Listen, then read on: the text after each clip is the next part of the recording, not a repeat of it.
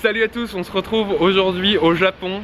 Je suis avec un ami que j'ai rencontré, donc je vous en parlais dans la dernière vidéo. C'est quelqu'un que j'ai rencontré qui m'a aidé pour trouver ma guest house. On devait se retrouver aujourd'hui, on s'est retrouvé aujourd'hui. Donc il est photographe. Hey, il est photographe, voilà.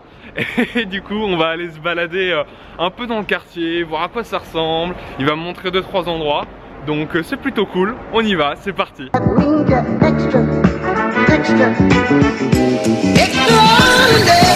Donc en fait il se trouve que mon quartier se trouve à 2 pas de Tobita, qui est donc le quartier Yakuza de Osaka, le quartier rouge où bah, tu as des jeunes femmes qui proposent leur service habillées des fois de manière traditionnelle en kimono et des fois de manière un peu extravagante on va dire.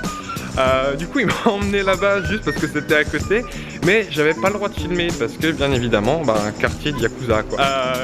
Et puis heureusement qu'il m'a dit que c'était là, parce que sinon je serais venu comme un con avec ma caméra en mode oh ouais super, alors que t'as pas le droit de filmer, sinon tu peux avoir de sérieux problèmes quoi.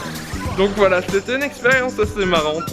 Donc là je sais pas trop ce qu'on va faire, on va se diriger, mais on est reparti. Donc on s'est arrêté pour prendre une bière. Donc du coup je suis avec mon sensei, le patron du bar et mon ami qui m'emmène un peu partout dans le quartier, c'est plutôt chouette. Donc là le patron vient de m'offrir apparemment des gâteaux traditionnels japonais. Donc je sais plus, j'ai pas trop compris si c'est à l'orange ou au citron.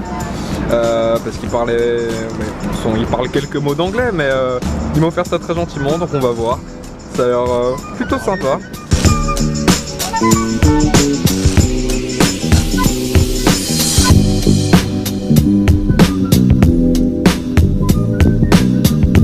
Donc là c'est le building Abeno Haruka, qui est apparemment donc le plus grand building du Japon d'après ce qu'on vient de m'expliquer. Et effectivement ça semble assez grand quand même, je crois que ça s'élève à 300 mètres, quelque chose comme ça. Donc c'est assez énorme. 10 years ago, Yeah. Foreign people, no foreign people in this area. Really? Yeah. So almost people think this area is dangerous. Oh yeah, okay. Yeah, but it's a old story. Okay. So now it's not different. Yeah. Not dangerous.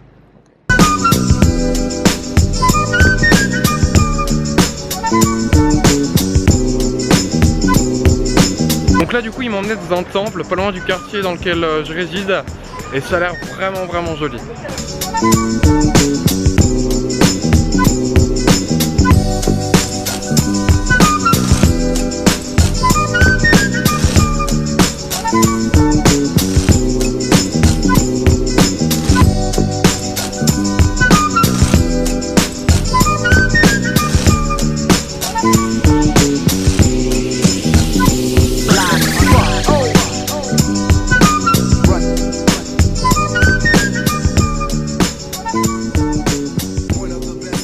Il n'y a pas un bruit dans ce temple, il n'y a pas grand monde non plus d'ailleurs, mais c'est assez génial. Il y a une pagode qui est juste magnifique.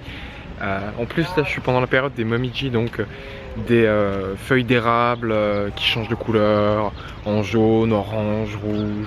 C'est juste super beau et super agréable quoi.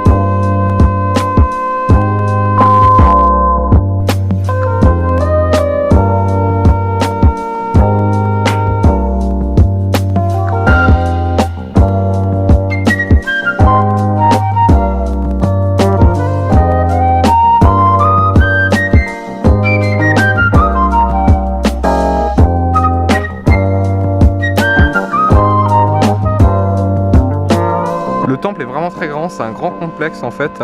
C'est un peu dommage, on est venu en fin de journée, du coup bah, il fait quasiment nuit. Mais c'est très grand et vraiment très joli. C'était vraiment une chouette journée. Hikaru m'a emmené dans des endroits dans lesquels j'aurais sûrement jamais mis les pieds si j'étais tout seul. Donc c'est vraiment une chouette rencontre. Vous le reverrez sûrement dans les vidéos parce qu'on a prévu de se revoir là durant mon séjour à Osaka. Il vit à Kobe et il travaille à Osaka en fait. Donc sûrement il me fera découvrir également Kobe. Donc ce qui est plutôt une bonne chose. La ville a vraiment l'air super intéressante. Il y a beaucoup de choses qui ont l'air de se passer ici. Et j'ai hâte de continuer à découvrir tout ça. Donc on se quitte là-dessus et on se retrouve dans une prochaine vidéo dans un lieu qui m'est encore totalement inconnu. Ciao!